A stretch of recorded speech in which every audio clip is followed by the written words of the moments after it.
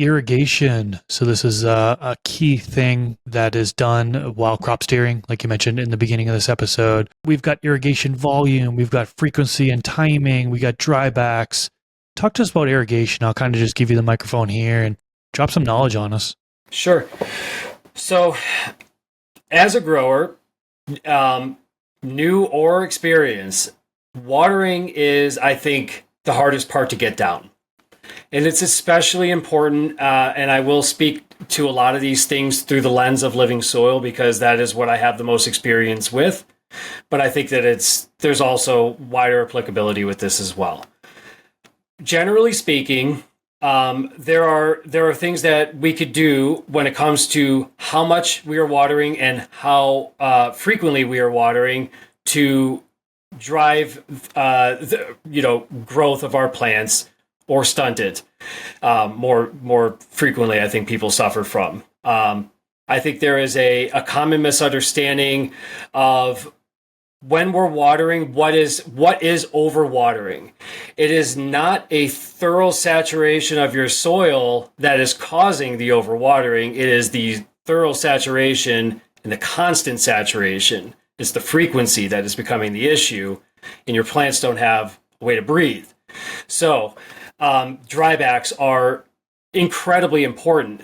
And that's why in living soil, when we as living soil growers we can't let things get too dry, obviously. We have to maintain this perfect balance. I think for us, it's very important to have some sort of a way to measure. So getting some sort of a meter to measure your moisture is, I think, very important.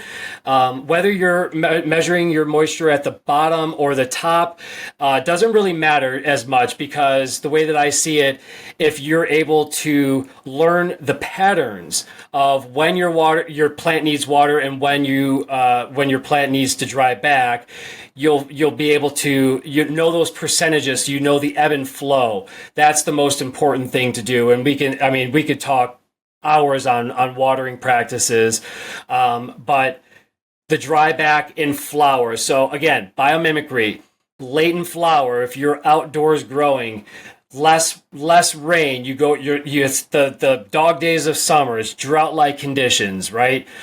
Your plants are they're going into a preservation mode where they're not going to grow as rapidly, and when you are in an indoor environment, you want to do this a similar type of thing. They're not going to be drinking as much later in flowers. So watering less and less frequently, again, in the late stages of flower is what you're going to want, because I think you see, if you look in a lot of growers' gardens and you see a lot of the leaves that are kind of, they got the curve, generally speaking, that happen from overwatering. And a lot of times it happens late in flower because you're pumping it with water. You want to give it all those good nutrients that you're giving, all those supplementation with your ferments and other things like that. You need to start backing that stuff off starting at around week 6 or so, depending on the cultivar.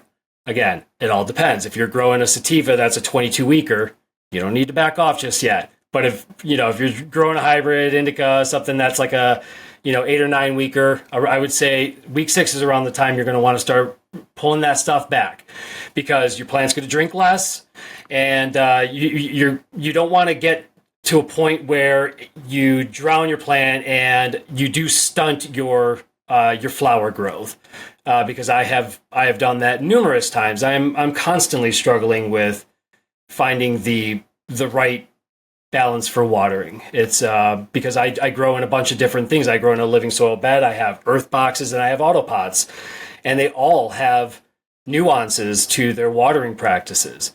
So the amount and frequency, very important.